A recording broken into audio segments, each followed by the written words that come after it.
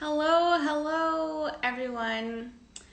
Happy Friday. It is just after 5 o'clock here in Prague, and today I am so excited to be doing a live all about fasting and carnivore. And I'm going to be joined by Dr. Cecily, who is the fasting doctor here on Instagram. Let us know where you guys are tuning in from, where you're watching from. Hi. Hi, Hi, you two. How are you? good. I have a stowaway, not a stowaway, but he woke up a little early, so I'm gonna put a pacifier in his mouth and then we will have a great discussion. Can you say hi to everybody? Hi. Oh, what a cutie. How's your Friday going so far? It's going well. Today, I'm off, so was able to break away from the hospital. So that is nice for a little bit. So Oh, just great. hanging out with the kids, and our schools are closed here, so we're doing a little, learning at home and just trying to get used to a new routine. Awesome. Well, you got people tuning in from all over the place here. We've got Austin, Texas, Canada, California. We've got Alberta, Canada. Oh, wow. Hello from Mexico. Killeen, Texas, Scotland. Los Angeles. Someone said sweet baby. Oh, thank you. Hello from California. It's great to see where you guys are all tuning in from. I'm in Prague. And we've got hello from Nigeria. Really all over the world today. Nice, nice. How are things in Prague right now? Things are good. So we've been under a strict, very, very strict lockdown here Okay, for 2.5 weeks. okay. Um, but I'm not sure if you've seen anything on the news, but Czech has managed to flatten the curve with Corona because of this strict lockdown, quarantine, and also from making everyone wear mandatory face masks. Nah. See, Um, that's nice. You guys are ahead of us. Mm. Yeah, so it's there's really been like very few cases here at all, and it's really been well contained. So, we thought some of the measures were extreme at first, but they followed Singapore and Yes. Taiwan, and they really got great results. So yeah, been I've been indoors for the past 2.5 weeks, except for one day. I went to Hmm. the post office. And last night we had a virtual dinner party with some friends Oh, um, nice. who live like 10 minutes away. But we just, instead of going over to their place, we did a virtual catch up, and, they had some wine, and Hmm. we just caught up for like 2.5 hours, just hung out together. So I guess we all were kind of needing that. Yes. Yeah, we did something like that a couple weeks ago. We had like a virtual Zoom, party, and then we let our kids each, they did like Zoom with some of their friends just to say hi and check in. So I know it's a pain for everyone to stay inside, but it's definitely needed. And we want to try to, like you said, Vanessa, flatten the curve so that we can hopefully prevent as many deaths as possible. So, I mean, it really is important. I know it's inconvenient, but it really is important. Yeah, I know last night, we were so tempted to just go over to our friend's place, but it's like Mm. this is sacrifices we all have to make right now just to get through this and get through it as quickly as possible and with the Right. least amount of casualties. And every, physician like yourself and frontline health worker that I speak to, I'm like, what can we do? And they're like, stay home, self Yes. isolate, please. It's Yeah.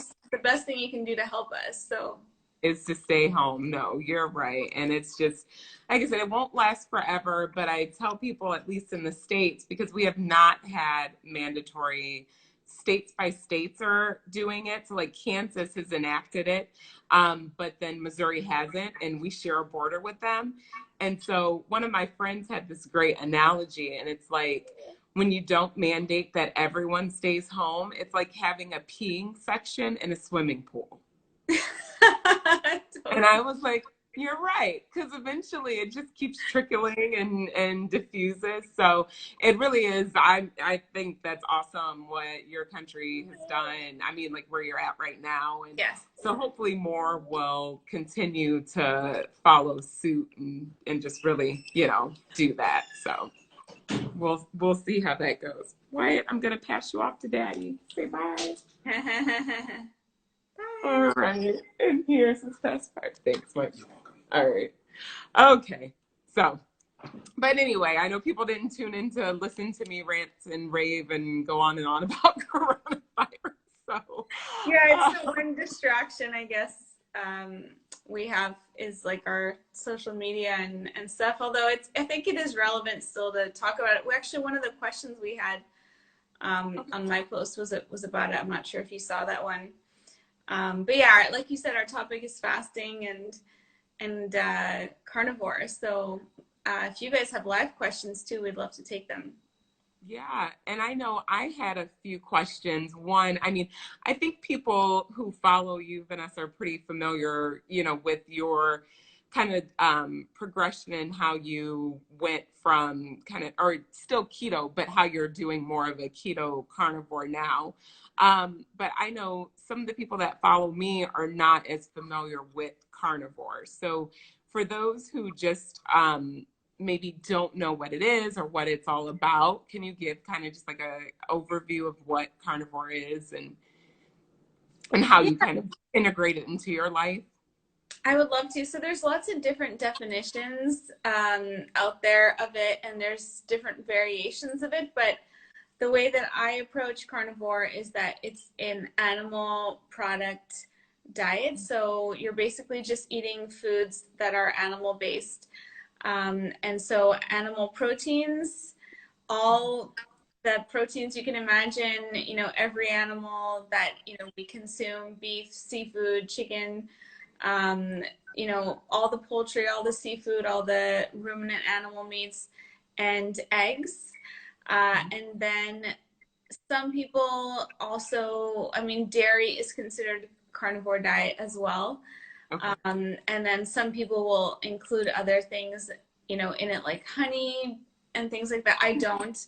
Okay. So for me, my definition of it is just the animal proteins, and I don't do a lot of dairy, Right. but the carnivore diet does include dairy, so it's part of it. But for me, dairy is more of an occasional treat, and my day-to-day is just all animal products. So that's kind of how it's defined. And then what do you say? So things that I'll hear commonly are, well, how do you get all of your nutrients if you're not having fruits and vegetables? I think that's like the biggest thing. People are like, how can you do that? Yeah, and it's such a great question. So what a lot of people don't realize is the most nutrient dense foods that exist really are animal foods. So foods, I have some different charts that I've posted on my profile, but showing comparisons between the foods that we commonly are taught are the most nutrient dense are like vegetables and fruits, as you know, these are the superfoods. But when you compare those to foods like just beef and like liver, like chicken liver, turkey liver, not only are the nutrients, the minerals and nutrients in them much, much higher, but they actually are a lot more absorbable. It was the first thing I learned when I was in university in nutrition, my nutrition 101. It was, I think, the very first class. It was, you know, there's all these vitamins, nutrients, fat absorbable, water soluble, fat soluble vitamins. There's all these different minerals, everything, but the most absorbable come from animal products and meat. So it's really amazing. I make it a big point to eat liver every week. I eat chicken and turkey liver, and I my chicken and turkey liver pate, and anyone who follows me sees me post it every Yeah. week because it's so delicious and it's such an easy way to get so many minerals. I make it with bone broth as well, so it's got Mm-hmm. added minerals in it, but it's one of the most nutritious foods on the planet. Mm. And, you know, I make sure to eat it I eat it most days, I eat it daily, but every single week it has to be part of the diet to make sure that it's extremely nutritious. But many carnivores don't supplement with organ meats or with liver, and they've been thriving on it as well as eating beef, because just beef itself is so nutrient rich and nutrient dense. Okay. No, and it's interesting too because you'll see a lot of people who, there's lots of stories of people who were in struggling with health issues. One of the questions I got on my profile was, carnivore and autoimmune disease, or carnivore and just the immune system in general. And you'll see people who've had like all of these issues, and they basically end up on carnivore as kind of like an elimination diet or protocol. So they like cut out a lot of things. And then I've seen or heard stories of people when they try to add back certain things one by one, they're like, oh, that flares my whatever, that flares this symptom. And they end up just cutting it all out and thriving on meat. And so I just find that very fascinating in general. It is. It absolutely is. And it's the ultimate elimination protocol.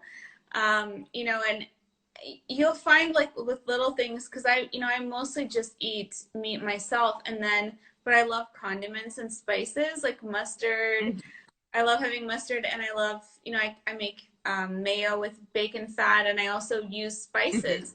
And I love hot sauce. And I'll have, I'll put spices and pepper in my pate, and I'll have hot sauce, and I wake up usually the next day with a little bit of a sore back that I don't normally have. And so I'm aware that that's there, and it's probably either the pepper, which is a seed, or the hot sauce, because the nightshades in it, but I can reduce it, and I know when I'm eating it, I'm like, okay, I know my back might be a little sore when I wake up tomorrow. I really want to have some hot sauce. So like Right. those things, it's not unbearable. It's just like I'll wake up feeling sore, as opposed to, not feeling completely pain-free. So I think that happens to a lot of people, where they go and experience that, and then they go back and you realize, well, I used to wake up with a sore back every day, but I just tolerated it. And then when you experience life without that, and then you go back, you're like, well, maybe I'd rather just be pain-free all the time. So I think that's probably partly what happened with me as well. Is like I tried it for a month, and happens to a lot of people, where they end up feeling so good that they just want to keep doing it, and then they'll add something back in and they don't feel as good. So it's like it's just easy to stick to. Right. And I think it also just makes us more aware of the fact that food really can play a role, or really does play a role in our overall health. Sometimes I feel like people think it's hokey, or when people say, well, food is medicine, and I'm like, no, the problem is we just don't ever pay attention to those cues, right? So like you said, the sore back example, we're just like, oh, I have chronic lower back pain. And so we've just become a society that just expects that we have many chronic conditions. And so it's kind of like, well, we have serious chronic conditions, and then we have just the daily ones, but we just have kind of accepted that life has some form of ache or some form of pain. It's just, how great is it? And if it's really bad, you'll go to the doctor, right? And if it's just a little bad, then you just deal with it, right? And I don't think people realize that, well, you don't have to really have any symptoms, Right. And if we optimize our fasting, obviously I'm a big fan of fasting, and then also optimizing nutrition, like there's a lot of things that don't have to bother us. I 100% agree. And you really don't know how good you can feel until you've experienced it. And you know, you realize like, oh, I've been compromising all these years. I've just been accepting that soreness here, that ache here, you know, just accepting it as like, this is what being human is. And when you do these powerful protocols like carnivore and fasting, you get all the anti-inflammatory benefits from it. You know, you get all this healing that happens from removing all these foods that could be triggering, you know, everything from autoimmunity to pain. And it's amazing when you do experience it. It's such a whole level, like a new level where you're like, I wake up in the morning, I'm pain free the whole day. Mm-hmm. I feel great. And I love moving and being in my body. I'm never sore, you know, and you Right. really, really, like you said, you don't know until you've experienced it. Right. No, I think so. I mean, I just tell people to be open-minded and play around with different things and see what works for you. I am headed to your page because I want to pull up some of the questions too, um, that were on your page. So let me just get my Yeah, Instagram we've to got go some there. comments here. I'll just read while you do Okay, that. we can start with that. Yeah. So Wolf says, yes, you only have to stay at home. Absolutely. Laura is asking, how should I break a long-term fast if I'm carnivore, i.e. bone broth, I guess. Is it okay to sip on store-bought bone broth? I know it's not ideal, just an option. Thanks. So I don't know. I'll let you take that one because I am not carnivore myself. So, I mean, I don't know. Have you noticed the difference in how you've had to break your fast, Vanessa, being carnivore when you were not carnivore? Was there any difference on your gut? No, but I know that people who are not carnivore, if they do extended fasting, they'll say things like, break your fast with some juice or a salad or some nuts or, you know, these like a soup or something that's, you know, like pure, like pureed or like already broken Mm-hmm. down kind of foods and things. And I always thought like that doesn't really make sense Right. anthropologically. Like if we go back in our history and you hadn't hunted or had food in a while and then you successfully hunted an animal, you weren't going to say, hold on, I Right. just got to get some leaves from that bush, I'll be back, and then let's wait half an hour and then let's eat this, you know. Like it doesn't, that never made sense to me. Right. I figured you're starving and you would probably You'd just eat. eat, you know. So um, but a lot of people say with an extended fast, it's in a really long time, you want to just kind of warm up your stomach a little bit. What I like to do is I usually like to have some of my pate. Mm-hmm. I do the liver pate, or it has broth in it. So I'll have just a little bit of that to sort of wake up, like they say, wake up your stomach, wake up your digestive Right. system, and just not rush into eating, like just kind of have a little bit at a time while I'm preparing my first meal, and just get things like blood flowing, circulating, and all of that, as opposed to doing anything specific. Some people say bone broth. If you like that, do that. I find the food that you have after an extended fast tastes the best. The best So food. yeah, I love eating really nutritious foods, and the liver pate, and just like a lot of, I'll do more leaner meats and things so that it's not, you're not Mm-hmm. overwhelming your system with like a lot of heavy, high, like fat meal Yeah. where you're gonna have to secrete a lot of like bile and that kind of thing. So that's what I personally like to do, is just have a small bite and then like a moderate sized meal, not like a huge, huge carnivore meal. Mm-hmm. And to piggyback off what you said in terms of, also you mentioned, you know, maybe not having a meal that's very high in fat. So not that fats are bad by any means, but if you've been on an extended fast, personal experience. So I didn't know that when I first started fasting. Like I was just playing around with stuff. And so I did an extended fast and I had a smaller meal to break. It really wasn't anything too heavy, but maybe about oh goodness, maybe it was maybe like 8 or so hours later.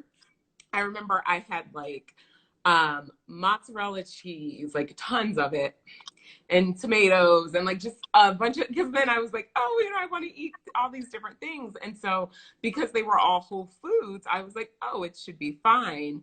Um, but it wasn't. And I had probably some of the worst GI distress I ever had. So I always tell people after that experience, I'm like, it's fine to eat a meal, but make sure, like you mentioned, that they're smaller portion.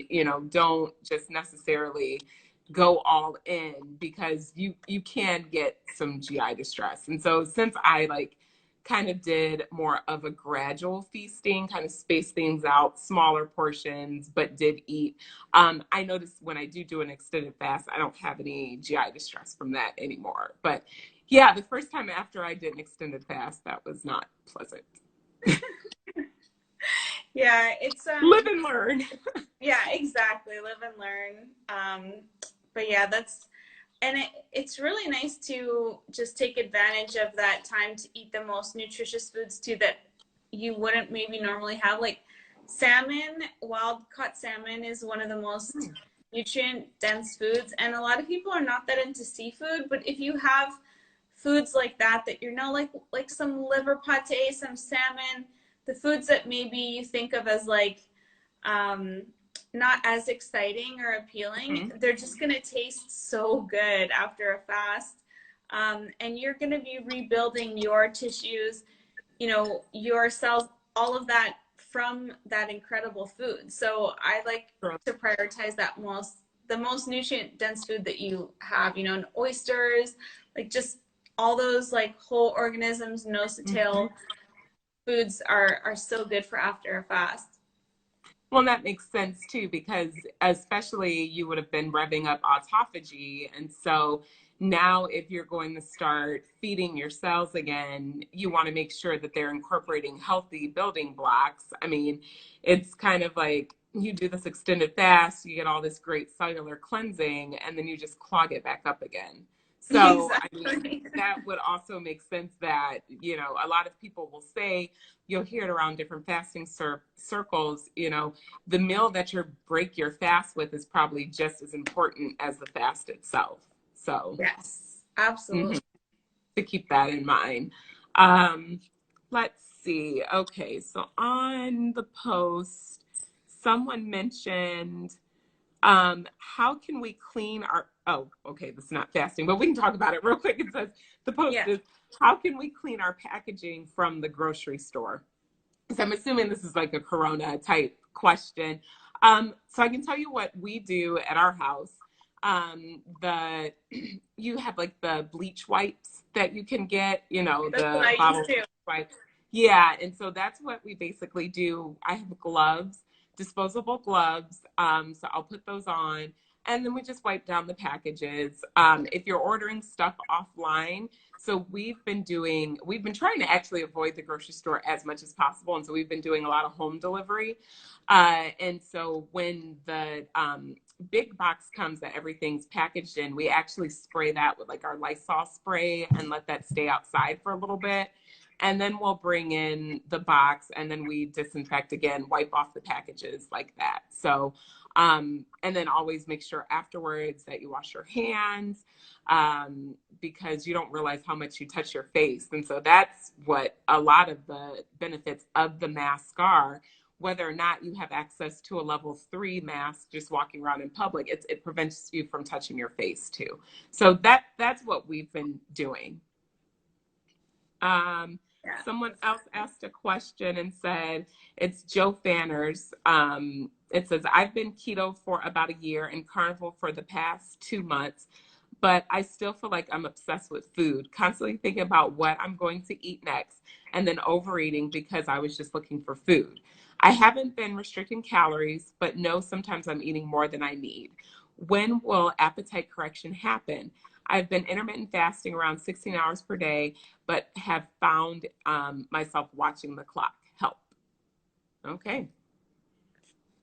I don't know about, when did you have any issues with I know, like, when you cut out sweeteners, when you were doing keto, you said that, and you still are keto, but when you're cutting out the sweeteners, that help with the cravings. But did you experience any cravings when you went carnivore initially? I didn't, but you know what I do see quite often in all the carnivore groups that I'm in is that most people when they start, they will eat as much as they need to, like 3, 4, 5 pounds of meat a day at the beginning. It's really, really Oh, common. wow. Okay. Um, and then people are kind of making up for many, many years of restriction. I know I used to be able to easily do like 3 pounds of meat a day, really, really easily when I first started. After a while, people's appetite tends to settle down and they'll go down to about half that and more like 2 pounds a day. But I see that over and over and over again. People saying like even for as long as 5 to 6 months at the beginning, they're Oh, because you're generally supposed to just eat totally ad libitum, like whatever, um, eat the food that you enjoy, eat the meat that you enjoy, eat it mhm. until it's no longer appealing.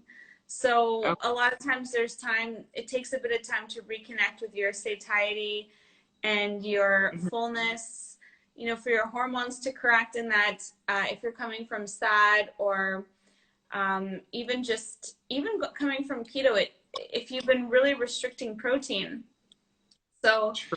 I think the body has to rebuild some of those stores, and then after a while, it you see the same pattern over and over again. People say like after a few months, I just didn't need as much. So I would say if that person is constantly thinking about food and watching the clock, they're hungry, and just eat. Like don't intermittent fast. Just wake up if Right. you're hungry, have a meal.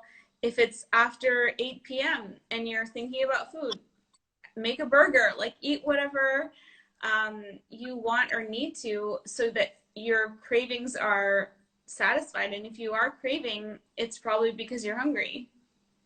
Right. And I think you bring up a good point too, because I know me personally, or just others that I've worked with, there are times where, I could do a 48-hour fast and like breeze through it. And then there's other times where at 14 hours, I'm like, oh my gosh, okay, I want to eat. And so, sometimes it could be boredom and whatnot. And so I give myself a chance to see if it's other things. But like the person in this post said, if you are like constantly hungry or constantly thinking about food, your body also may be telling you like this isn't the time for fasting right now. Maybe this is the time to focus on nutrition. And the other thing I like to point out to people, like I know we all think, if you don't fast for 16 to 18 hours or 20 hours that you're not getting any benefit, but just gut rest, sunset to sunrise could be all that you need, at that point in time. So maybe for this person, while you're getting adjusted to carnivore, maybe not fast for more than 12 hours and like really, get your new way Yeah. of eating down first and then reintroduce longer periods of fasting so that you don't feel like you're, going crazy with trying to make all the changes at once. Could help. Um, Yeah, I fully agree. And it's having like 3 meals a day is not a bad thing when you think, we're used to having like 6 to 8 eating opportunities in a day. correct. Going down to 3 is awesome. Like if you're not snacking between those meals, Hmm. it doesn't have to be OMAD. OMAD can put a lot of pressure on the body of like trying to Yeah. get in all the whole day's nutrition in one meal. Hmm. If you wake up, have breakfast, lunch, and dinner, and you're not snacking outside of that, like pat yourself on the back because that's Correct. awesome. Yes, and that's too. It's like I think we get into these misconceptions like you have to fast X amount of time or whatnot, but your food also is a great source of input. And so if you've made the switch to really prioritizing nutrient dense foods, you may not have to fast as long as someone else who isn't changing their diet. So I mean, I think those are all, things to keep in mind too. Um, someone else commented and they said, I've been paleo for 10 years, controlling Hashimoto's. Now I seem to need a little more help, especially with weight loss. I'm considering carnivore, but what about herbal supplements and seasonings? Are those okay? Also newly diagnosed with Lyme disease. How can this diet potentially affect? So I think I've heard you mention before, and I don't know if this is still your school of thought, but that carnivore, I'm sure people can lose weight or do lose weight with carnivore, but that maybe keto is maybe a little more efficient at weight loss rather than carnivore per se, or did I like misinterpret that? Yeah, so I think for people who are coming to carnivore for weight loss, they generally don't see a lot of weight loss. You see body composition changes, but the Mm-hmm. scale usually stays the same or goes up because people are building more muscle, they're burning more fat. And if Mm-hmm. you're just wanting to see the scale go down, you're probably not necessarily going to see that unless you're coming from like a sad diet where you're doing 200 to 300 grams of carb per day, and then you're going from Right. that to like 0. But you can easily make up in calories for that if you're just overeating a lot of like fatty meat all the time. Mm-hmm. If there's hormonal imbalance, so if you have metabolic syndrome or dysregulation there, and you need to first correct insulin, you want to be. I like a keto approach with intermittent fasting, and some, alternate day fasting, longer fasting, 2-3 day fast, that'll help get insulin down. Whereas if you just go right to carnivore and you're just eating like, 3, 4, or 5 pounds of meat, and it's fatty meats, like you won't necessarily go right into weight loss. People claim that magically happens. I don't believe it. I don't see it. I observe a lot of things that happen in the carnivore groups and things, and I have seen like consistent success with people who do keto, moderating the protein so that Mm-hmm. they can correct insulin, and doing intermittent fasting and fasting. I think carnivore can be great for fat loss, but if you just want to lose weight on the scale, you're probably not going to see that. You're going to have to measure your body composition and go by inches in your clothing. Mm-hmm.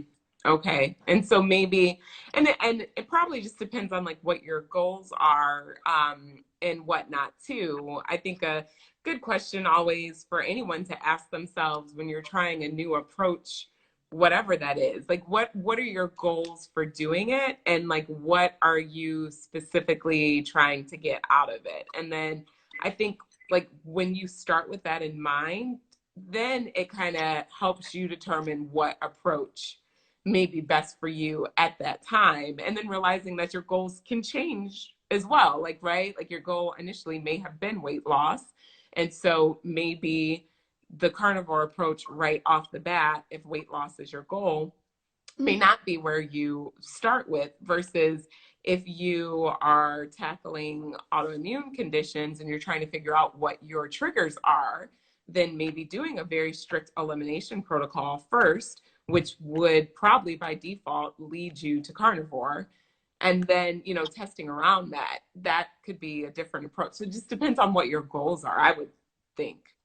Yeah, and I just think that so much of weight loss, as we know, comes from correcting insulin Mm-hmm. and making our body sensitive to insulin again, getting insulin levels down, because it's an anabolic hormone. It signals our bodies to store fat.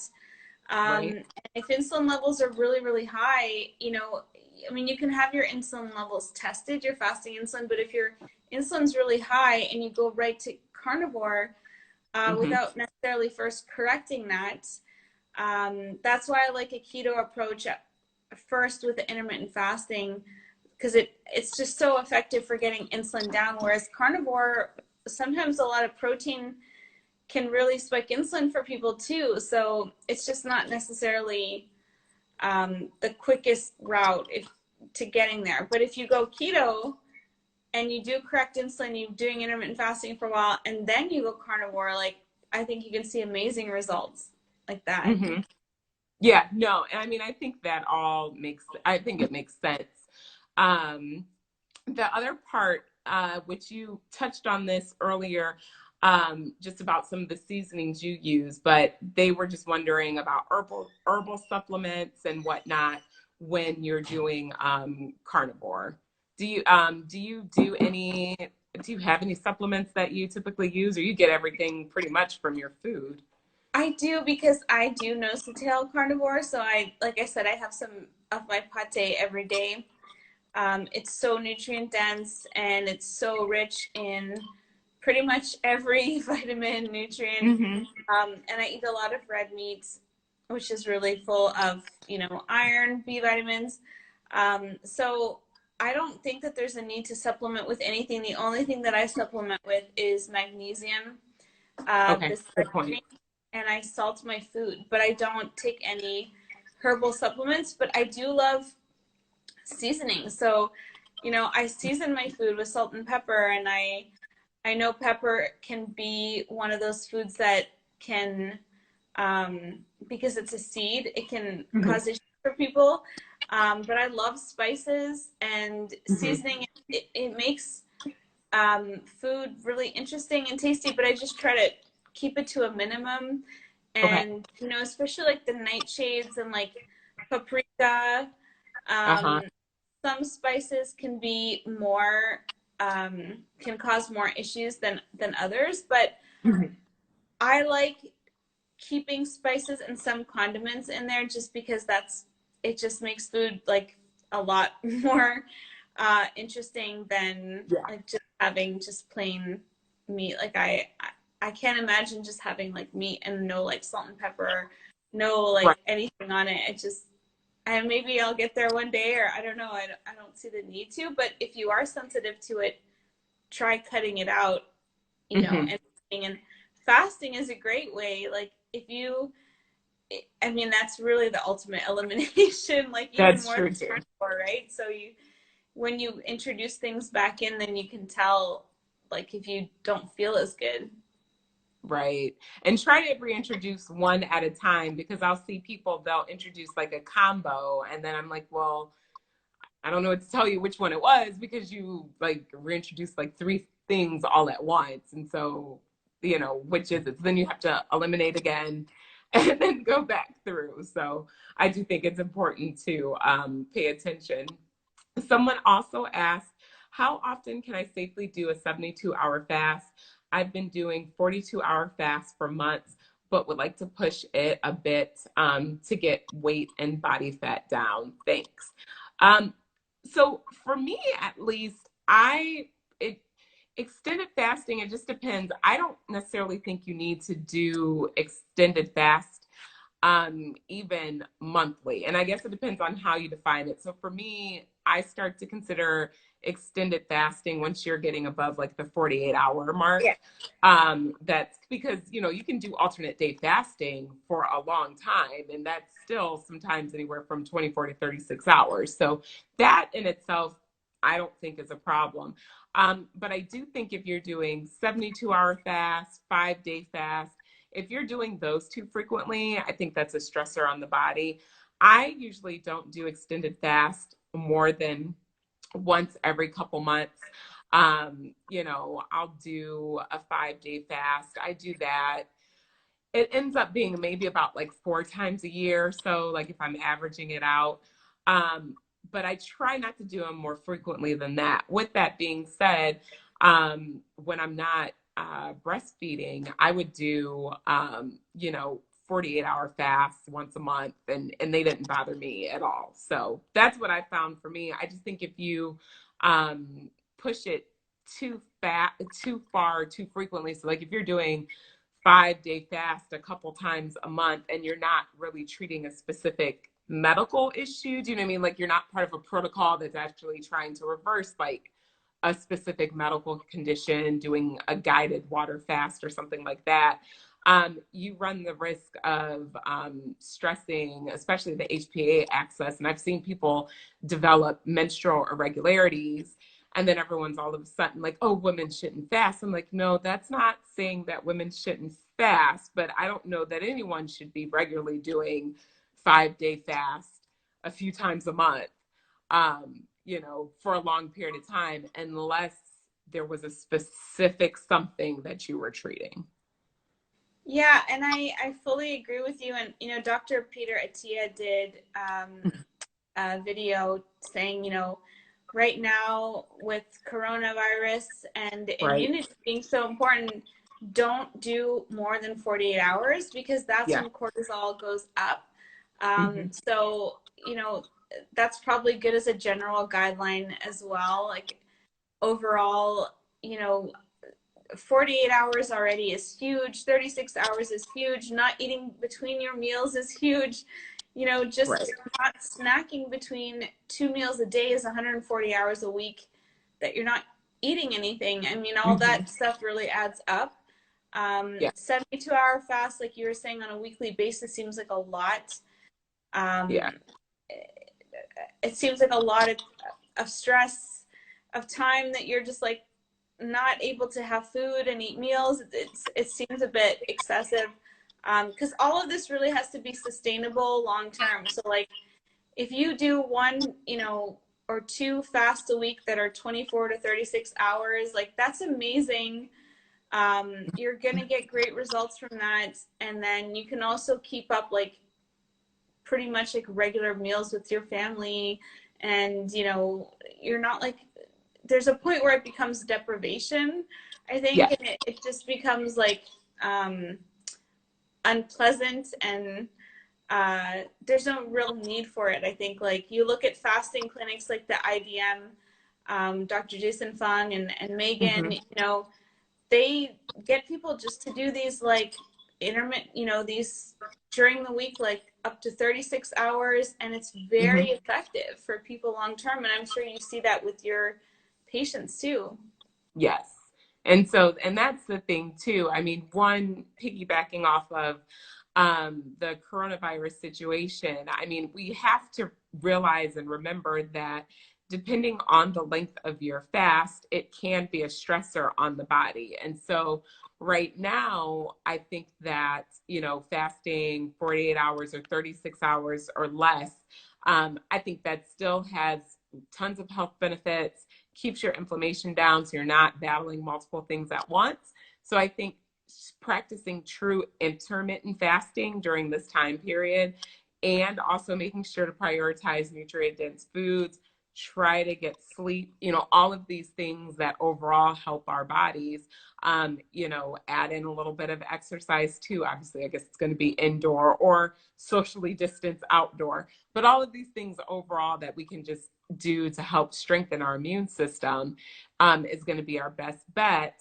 But I personally don't think this is the time to embark on extended fasting right now. And so, even my husband was talking about he was going to do maybe like, I think he was thinking of doing like a 72-hour or something like that. And I was like, you'll have plenty of time to do a 72-hour fast. I was like, why don't we right now? Let's just keep up our regular intermittent fasting because now that's just a part of our lifestyle. But let's not, push it too far right now because I just think that this probably isn't the best time to do that. Absolutely. Yeah. Keep stress low and, um, make yourself strong, nourish your body well. And you can do so much fasting just between your meals. Right. And like we said, the 12 hours too. Don't forget, just not eating after dark. And now it's getting lighter out. So, I mean, after dark here is almost like 7:30, 8 p.m. So Right. just once the sun sets, stop eating and then have breakfast in the morning if you want. That's still about 12 hours. That's huge, especially if you're going to cut out snacking between meals and you'll get health benefits from that. Yes. Um, Someone asked so two questions. One, as a nurse, I know the health benefits. How do you recommend educating other healthcare people who believe the standard American diet or SAD diet is the best way to eat and care for patients? And then what would you recommend if one can't tolerate organ meat like liver? Um, the SAD diet, I mean, the good thing is I think more people, and that's why we're having this discussion today, right? I think more people and more healthcare providers are becoming open to the fact that we truly are individuals. And so there's not one prescription that you can write for everyone. And so being open to showing people data, you know, and all data is not out of a journal. So I love reading medical journals. More are actually publishing about fasting now, so that makes me happy. But you also have to take people's experiences. And so don't just discount someone who tells you, you know, I used to be 350 pounds and I changed my diet and this is what I did. And now I don't have X, Y, and Z anymore. I mean, we have to be open-minded to getting information from all sorts of places. But it's just going to take time, I think. You know, we didn't get to this diet overnight, and there's a lot of money and industry behind it and other things. And so we're not going to get rid of the SAD diet overnight either. But I think just by continuing to show people your results and continuing to talk about it, I think that helps reach people, you know, a person at a time. And There's then, one I'd love to mention. You said the research. There's one article in particular I love. If you Google mhm, 23 studies on low carb and low fat diets, time to retire the fad. And it's one of the best articles. It's written by Chris Gunner. And he compares 23 studies comparing low carb to low fat, and it's on obesity, type 2 diabetes, metabolic syndrome, and they measured weight loss, cholesterol, triglycerides, and blood sugar levels. And 22 of the 23 showed mhm, that low carb beat out low fat, and except for one where the results were the same. And every single one, the overall blood markers improved in mhm. every single metric. So, you know, if you just Google that, you'll find the article. It's on Healthline. Okay, And that's something that you can send to, you know, your colleagues if they're questioning, like, these are 23 studies, you know, right. unequivocally proving that low carb is more effective than low fat. Hmm. And the problem is too, when at least from what I've seen, when people try to go low fat, they overcompensate with a bunch of processed foods.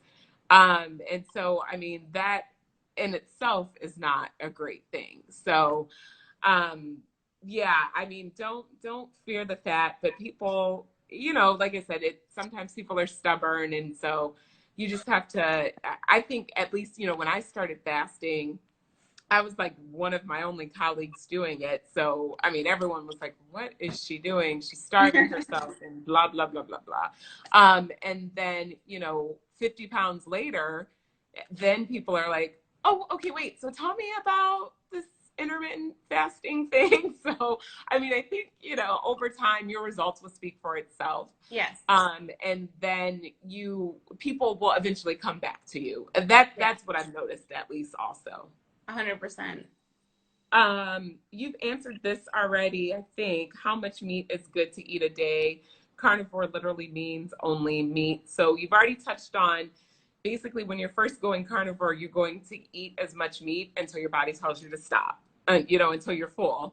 Yeah. Um, and then carnivore literally means only meat. And you answered that pretty much yes, but you can some protocols do allow for dairy.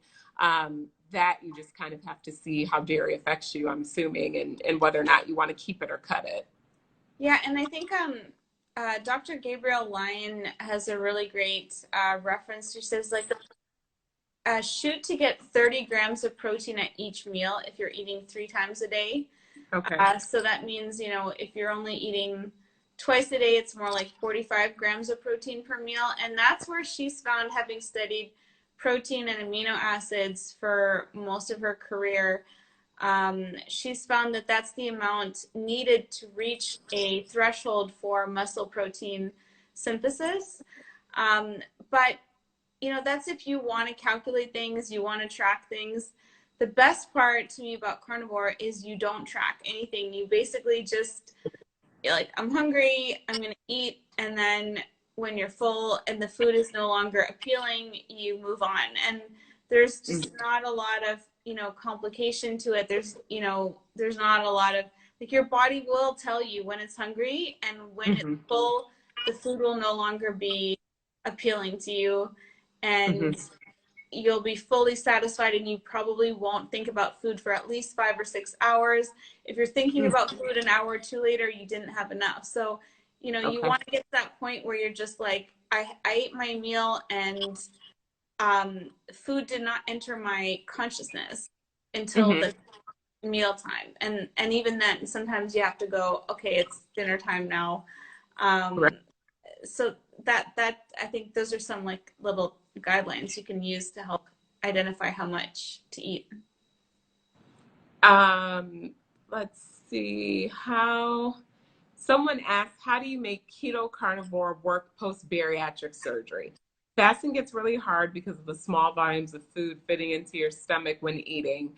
Can't go many hours without eating or without ending up being hypocaloric in a negative way. Please help. And your podcast is awesome. I agree. Your podcast is awesome. um, so yeah, I haven't done carnivore with anyone post bariatric surgery, but I have worked with people post bariatric surgery with fasting, and it definitely can be tricky because with the rewiring and all of that of the bowel. Um, so in terms of the small volume foods, what I try to work with people on is just making sure that those volumes are nutrient dense, so that you can space out between the meals and stop eating as frequently. Um, but some people, and it depends on which surgery you had, right? So you'll have some people who've had the band, some people who have like the full Roux-en-Y, other people won't have necessarily the full Roux-en-Y, and they just have like the latter part of it. So I mean, there's different types, and it depends on which one you've had.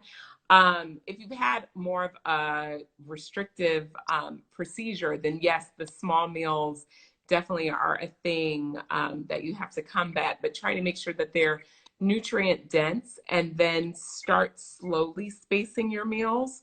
So, like for instance, if you feel like you're having to eat every couple hours because they're so small volume, first your goal is just to space them 3 hours apart and make sure to add things like olive oil to your food so that you're getting a little more caloric density there before you actually switch up your foods altogether. And then you're slowly able to stretch that period of time. But it can be a process, especially the more restrictive the procedure is, excuse me.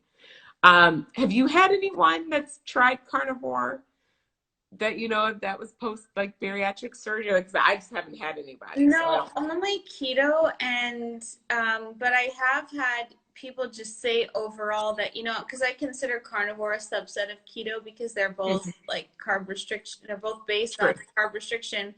But both people say that it's like the ideal way to eat because the food's so nutrient dense that you can have Mhm.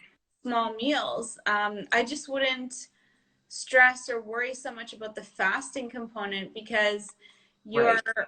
your glycogen levels are going to be low, your liver glycogen is going to be low because you're not eating carbs. You're going to be getting so many benefits if you're doing carnivore from just not eating carbs. So I wouldn't worry about also layering fasting into that. Like it just sounds like a lot and not necessary.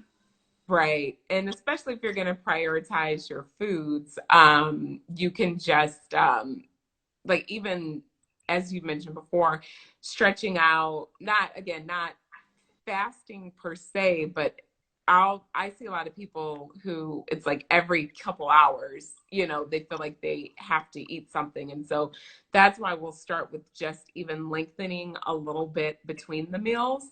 But maybe not ever trying to tackle like a 16-hour fast or a 24-hour fast, because I agree, if you can only eat small portions, you need to make those small portions count and enough for an individual, maybe just that break between meals.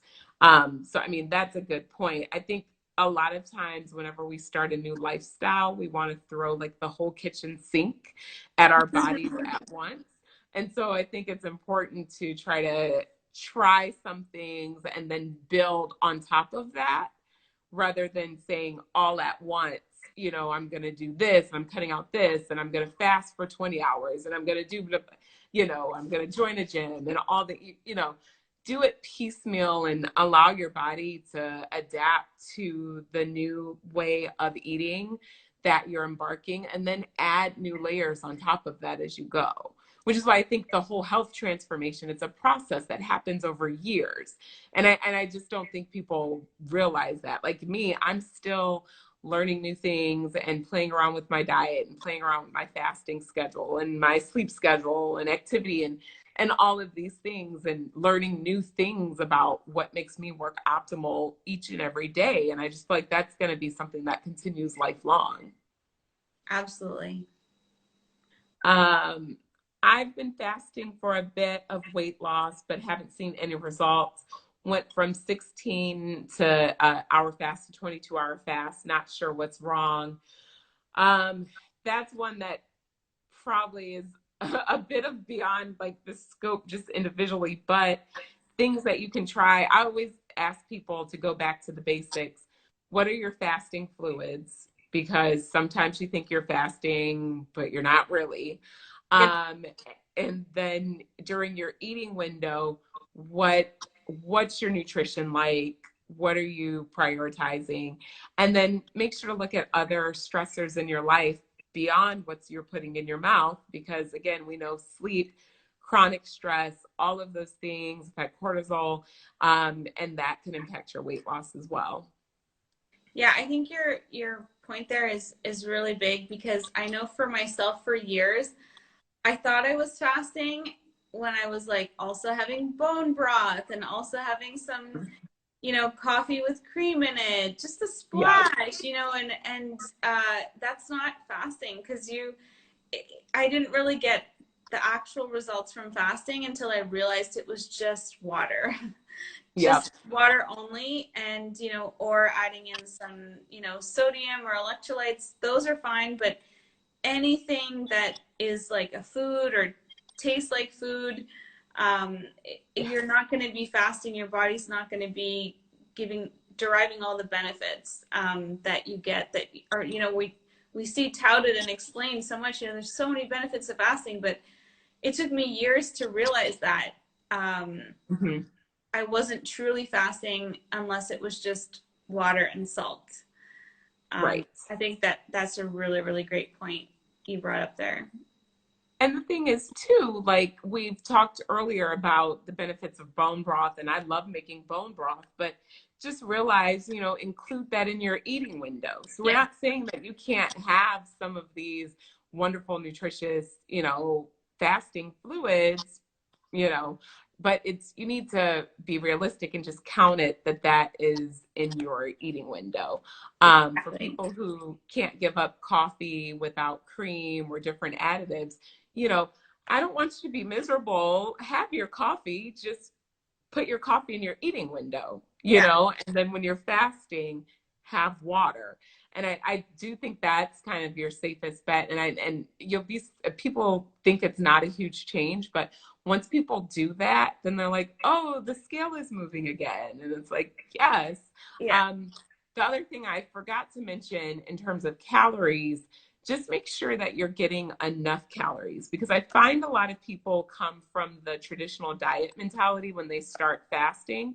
And so they're fasting and doing like really big caloric restriction. And those I find don't work well together. And so sometimes people are shocked when I ask them to track, and I'll see that they're maybe at like 800 calories a day. And I'm encouraging them, no, I want you to get your calories up. And they're like, what? But then the scale also starts moving again. So again, if you're going to fast, you need to make sure that you are fueling yourself appropriately in the interim.